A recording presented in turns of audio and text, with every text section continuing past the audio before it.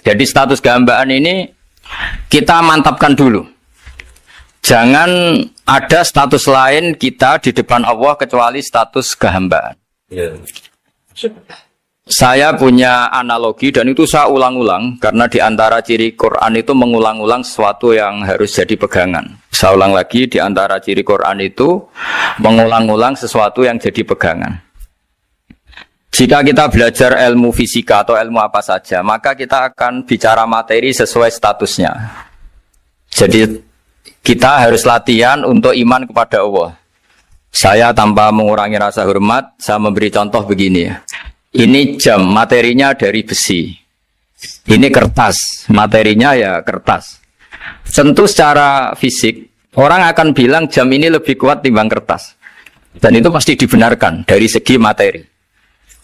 Tapi kalau Anda beragama dan Anda tahu bahwa pengendali alam raya ini Allah Ta'ala, maka kamu akan bilang, terserah Gus Baha gitu. Bisa saja jam ini saya punya niat saya hancurkan, kertas yang lemah ini saya simpan. Sehingga jam tangan ini 5 menit lagi saya hancurkan sehingga benar-benar rusak. Sementara kertas ini saya simpan sampai bertahun-tahun awet. Nah, kira-kira seperti itulah ilmu manusia. Sesuatu yang kita sangka kuat, ternyata Allah punya rencana menghancurkan itu. Dan yang kita sangka lemah, ternyata Allah punya rencana untuk mengabadikan itu. Nah, di sini pentingnya iman, lahu maqalidus samawati wal ard. Hanya Allah yang mengendalikan semua.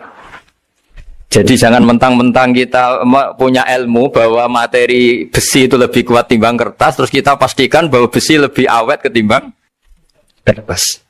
Kita sisakan satu keyakinan, terserah Allah, terserah pengendalinya. Nah itu agama, bilang terserah pengendalinya itu agama. Ya mungkin tadi aja problem sinyal, saya ulang lagi. Ibarat saya ini megang jam tangan, yang materinya dari besi. Ini kertas yang materinya lemah. Tentu kita akan bilang bahwa jam atau besi lebih kuat ketimbang apa? Kertas. Tapi Anda salah. Anda harusnya ngomong bahwa terserah pengendalinya. Bisa saja saya punya rencana menghancurkan besi ini sehingga 5 menit lagi hancur. Dan saya ingin mengabadikan kertas ini saya simpan di tempat yang aman. Nah kira-kira agama itu bukan anti ilmu, sehingga agama boleh kamu mengatakan besi ini lebih kuat ketimbang kertas. Tapi harus kamu tambahi dari segi materi. Tapi kalau dari segi pengendalinya, maka kita jawab terserah Allah Subhanahu wa ta'ala. Nah ini di sini pentingnya beragama. Jadi meskipun Mars itu kayak apa kuatnya, bumi, gunung kayak apa kuatnya, ternyata gunung yang kita kira kuat, ternyata nyimpan magma yang potensi meledak. Yang gunung kecil yang kelihatan dari pasir kecil yang tidak berdaya, ternyata nggak nyimpan magma, jadi nggak direncanakan untuk diledakkan. Itu, nah agama itu seperti itu, yang disebut di surat Yasin misalnya Allah itu siapa? Biyadihi malakutu kulli, yang dalam kendalinya itu semuanya di alam raya ini. Sehingga di kehidupan nyata juga sama. Ada orang yang nekuni ilmu ekonomi, tapi miskinnya Masya Allah. Ada yang gobloknya Masya Allah tapi kaya. Ada kiai yang punya doa banyak, hidupnya biasa. Yang nggak punya doa kaya. Itu saya pernah baca di sebuah hadis qudsi. Ada riwayat begini. Nabi Musa ketemu Allah ditanya. Limadha kata Allah, kenapa saya memberi rezeki orang yang bodoh? Semak itu orang yang bodoh sekali. Kadang tak ciptakan dia jadi orang kaya. Dan yang pintar ekonomi kadang tak ciptakan jadi orang miskin. Si Nabi ini tanya, kenapa ya Allah? Supaya dia tahu yang mengendalikan rezeki itu saya, bukan ilmunya dia. Katanya. Jadi banyak orang, misalnya kita yang pintar, dipekerjakan orang yang nggak pintar. Yang punya pabrik tidak pintar, mengerjakan orang yang pinter. Jadi ya kira-kira agama itu seperti itu. Sehingga dalam kita beragama itu yang paling ditekankan itu tawadhu. Tawadhu itu merasa sopan atau memang sopan betul. Kalau dalam Ihya disebut sekiranya Anda tidak bisa tawadhu secara rasa, tawadhulah secara ilmu. Saya ulang lagi ya, sekiranya Anda tidak bisa tawaduk secara rasa, tawaduklah secara apa? Ilmu. Karena ilmu itu akan abadi. Saya beri contoh begini, saya ini kan misalnya kiai di kampung saya atau di kecamatan saya. Saya mungkin bisa merasa hebat karena saya tokoh di sini. Tapi pastikan sebelum ada saya yang bernama Baha ini, agama sudah jalan. Dan di daerah lain yang nggak kenal saya juga agama sudah jalan. Betapa tidak pentingnya saya di kawasan-kawasan yang nggak butuh saya atau di era yang sebelum ada saya. Nah dengan ilmu seperti itu orang pasti tawaduk karena dia tahu daerah yang nggak ada saya ternyata ya ada masjid, ada agama. Periode yang sebelum ada saya juga agama jalan. Sehingga kita tidak kumo luhur, wah kalau nggak ada saya agama nggak jalan. Zaman Wali Songo tidak ada saya agama ya jalan. Ekonomi juga gitu. Kalau Anda pakar ekonomi yang mensejahterakan rakyat, cara tawaduk itu kalau nggak bisa dengan rasa, dengan ilmu. Sebelum ada kamu banyak orang kaya, banyak orang yang nggak kenal kamu juga kaya. Banyak periode yang saat itu udah ada Anda juga kaya. Berarti Anda ini tidak siapa-siapa. Makanya saya pernah didatangin seorang profesor, ini kisah nyata. Gus, sebetulnya saya dengan bapak saya itu pinter mana? Bapak saya itu tidak tamat SD, tapi saya bisa profesor. Saya ini profesor, anak saya naik kelas saja sudah senangnya bukan main. Setidaknya ini orang bodoh bisa menciptakan orang pinter, yang orang pinter kesulitan menciptakan orang pinter lagi. Nah, kalau kita tidak bisa tawaduk secara rasa, tawaduklah secara ilmu. Ikhlas juga gitu, saya sering ngajarkan ikhlas di beberapa kesempatan ngaji. Kalau Anda tidak bisa ikhlas secara rasa, ikhlaslah secara ilmu, pasti bisa, bukan mungkin bisa, pasti bisa. Secara ilmu. Makanya di Quran disebut fa'lam annahu la ilaha illallah. Ilmu, fa'lam itu dari kata ilmu. Saya beri contoh, saya mulai kecil sampai sekarang. Sekarang saya sekitar umur 50 tahun. Mulai kecil sampai sekarang itu ya bilang kalau kertas ini putih. Itu ya ada yang gaji, ada yang bayar. Tapi saya selalu bilang kertas ini putih. Yang hitam ya saya katakan hitam, yang merah saya katakan merah. Kenapa? Karena itu fakta. Saya ulang lagi, karena itu fakta. Sehingga saya untuk mengatakan putih tidak perlu ada yang bayar.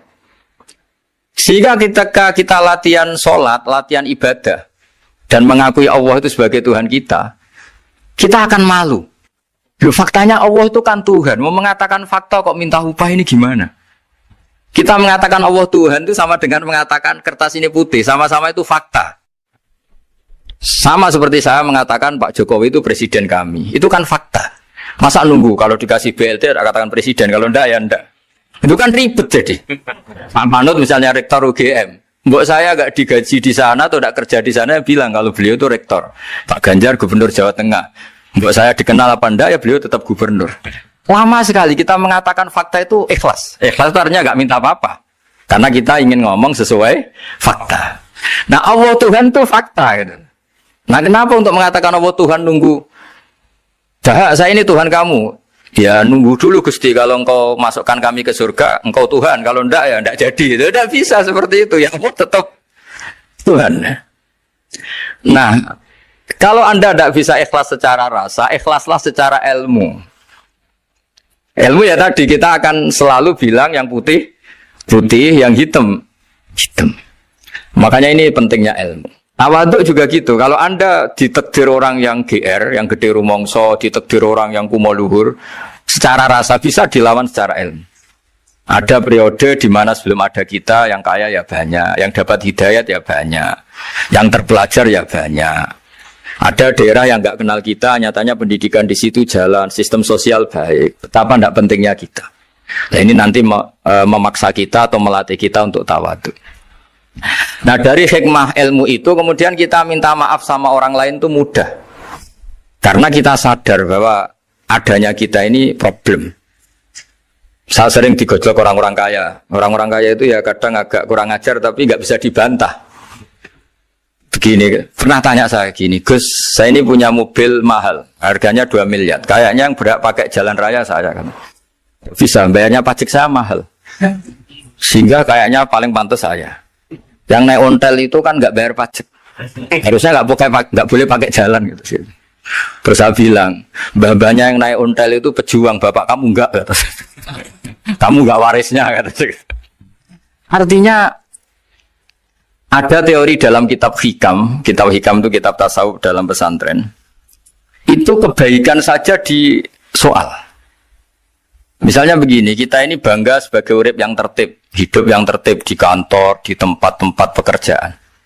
Tapi kalau itu semua terjadi, kalau ada kecelakaan di jalan itu gak ada yang nolong langsung. SAR paling efektif, tim penolong paling efektif itu ya orang-orang nganggur itu. Orang-orang yang di jalan-jalan, di perapatan itu kalau ada kecelakaan langsung nolong.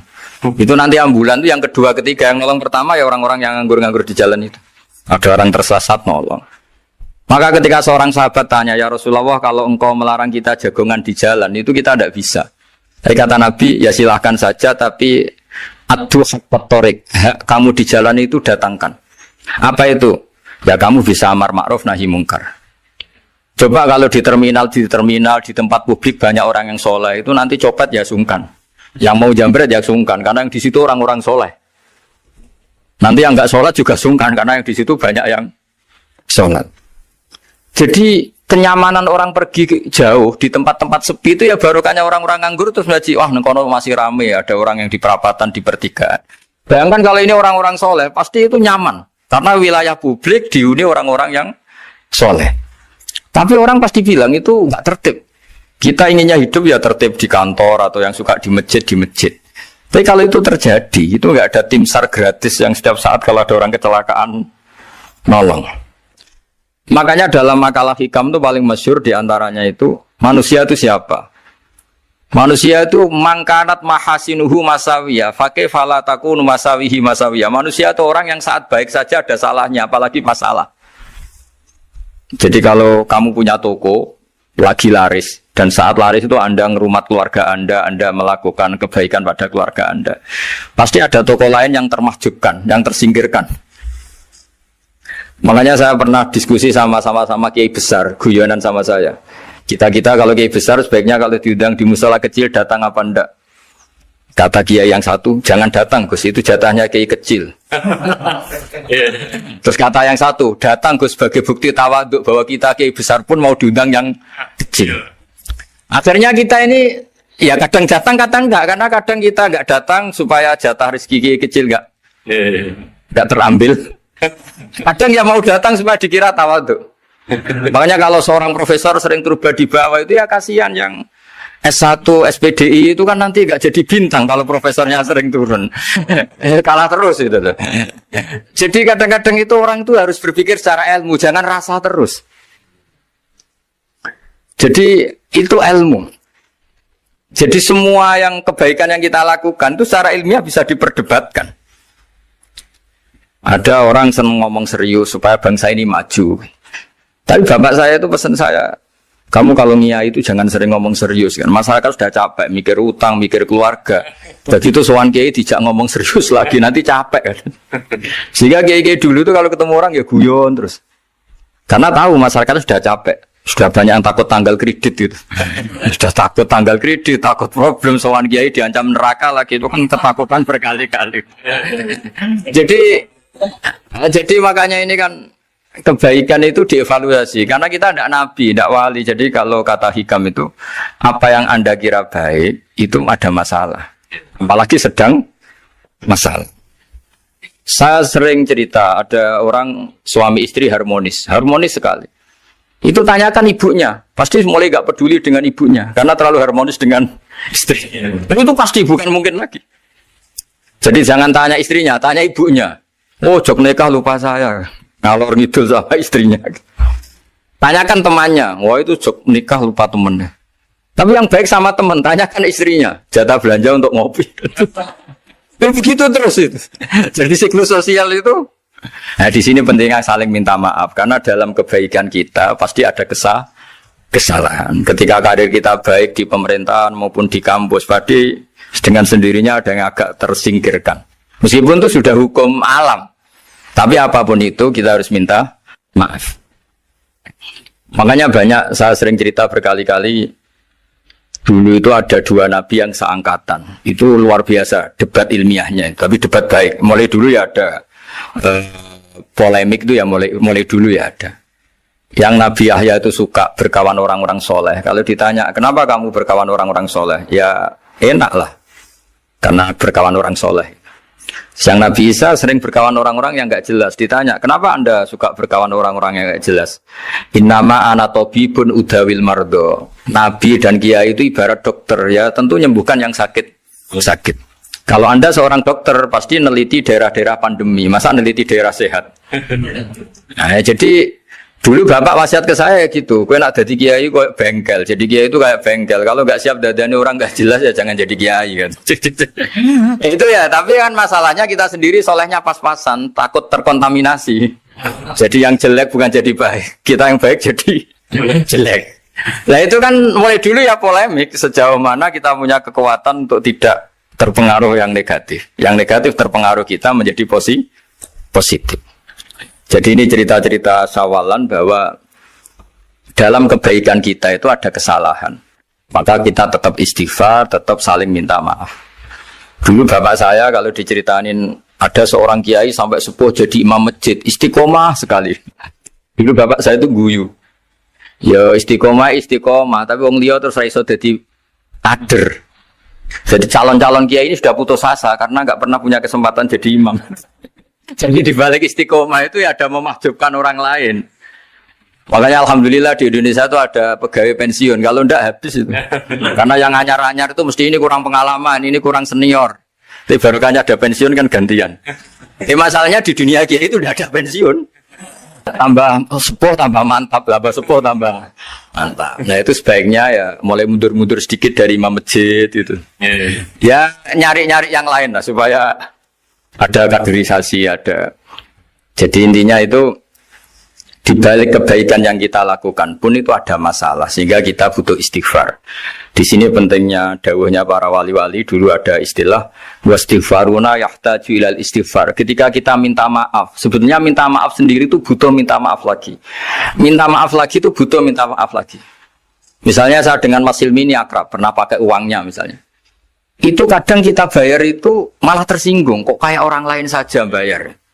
Minta maaf juga gitu, kalau kamu punya teman akrab, terus minta maaf resmi itu tersinggung. Kayak wong liya ae jaluk sepuro. Jadi kadang jaluk sepuro itu malah masalah. Itu kan sama, kamu punya teman akrab terus kalau mau main, assalamualaikum, saged masuk napa boten, angsal boten. Boleh enggak main. Itu mesti teman kamu tersinggung. Kok kayak orang lain saja. Artinya ketika Anda merasa benar karena protokoler ketika masuk ke teman, ternyata itu salah. Teman kamu maunya enggak protokoler karena sudah akrab. Tapi ketika kita merasa akrab, ternyata selonang-selonang dianggap problem, kita tidak pernah tahu. Nah di sini kata ulama-ulama, minta ampun itu kebutuhan manusia, karena dalam kebaikan kita pasti ada kesalahan.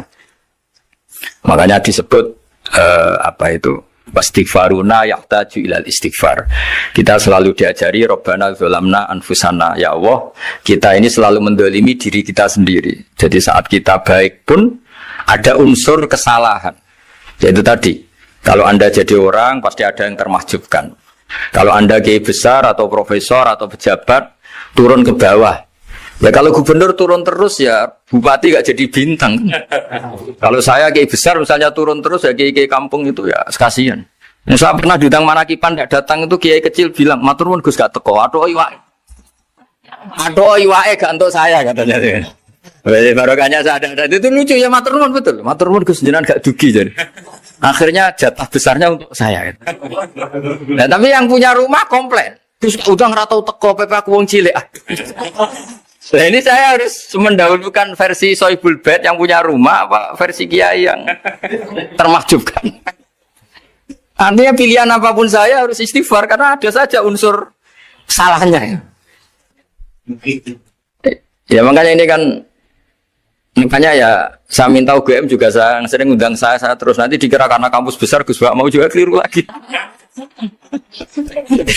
Kalau 1-2 kali mungkin boleh, kalau keseringan ya nggak boleh. Nanti itu dikira saya maunya hanya sama kampus besar, padahal saya sama RT ya sering datang juga.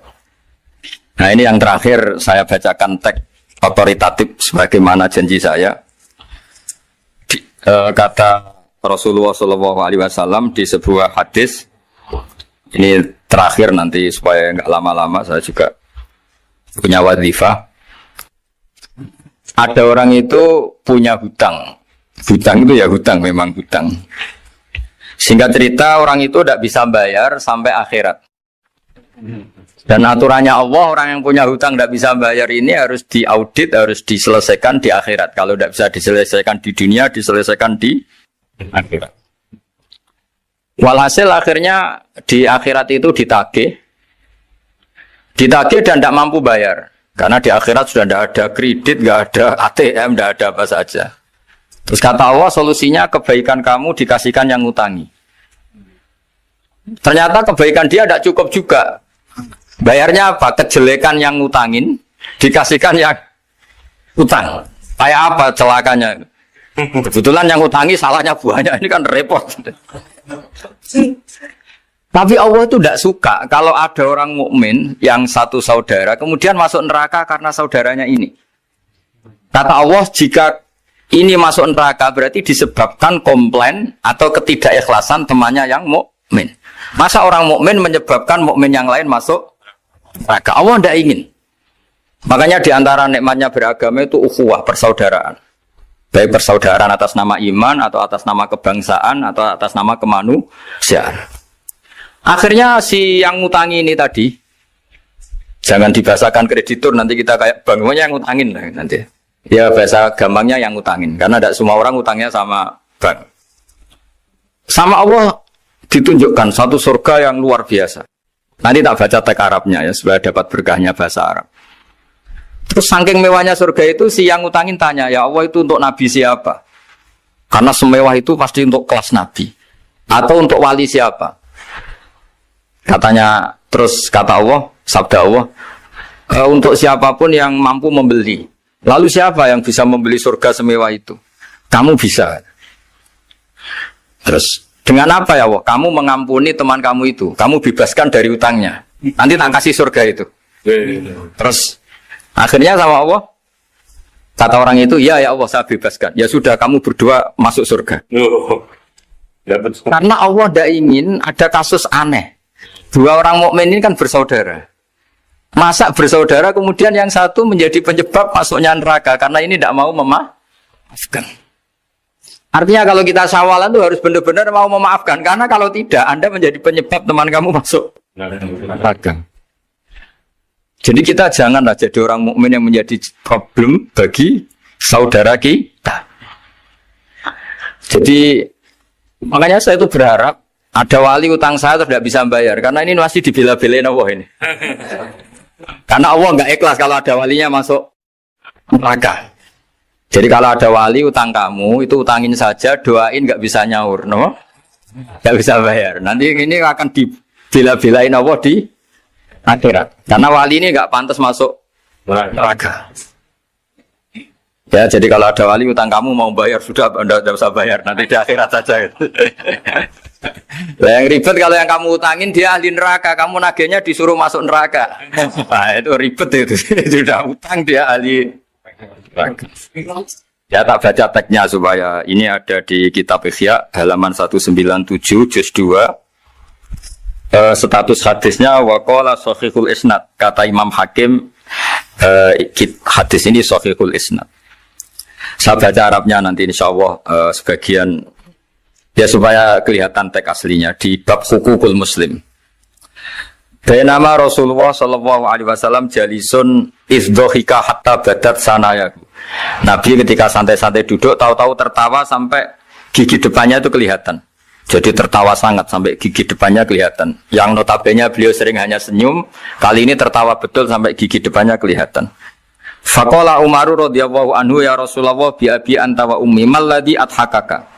Apa yang bikin kau sampai tertawa seperti itu? Qala rajulani min ummati jasaya baina yaday rabbil izzah. Dua lelaki dari umatku sama-sama sungkeman nuntut keadilan di depan Allah. Jasaya itu sungkem, duduk bersimpuh itu kalau dalam bahasa Arab itu apa? Namanya jasiyah. Faqala ahaduhuma ya rabbi khudli madlamati min hadza. Faqala wa rudda ala akhika madlamata. Qala ya rabbi lam yabqali min hasanati syai'un. Faqala wa ta'ala li talib kaifa tasna'u bi akhika wa lam yabqalahu min hasanati syai'un. Faqala ya rabbi falyahmil anni min auzari. Kalau kebaikannya dia tidak cukup, ya salah saya supaya dilimpahkan ke dia. Terus summa fadat aina Rasulillah sallallahu alaihi wasallam bil buka. Nabi di tengah-tengah cerita tuh nangis. Senangis-nangisnya karena habis seneng lalu nangis karena ini kan kebaikannya sudah dikasihkan habis cukup enggak cukup. Akhirnya kejelekan yang ngutangin ini diberikan. Makanya kalau kamu ingin masuk surga, utangi orang-orang soleh sebanyak-banyaknya. Dan doain nggak bisa apa? Nyaur. Tapi tak jamin orang soleh itu nggak suka utang. Karena hidupnya sederhana ini. Kayaknya saya tidak akan utang Mas Ilmi itu. Karena orang soleh itu hidupnya sederhana, pasti tidak butuh. Kalaupun utang paling ya untuk makan kan gampang nyaurnya apa?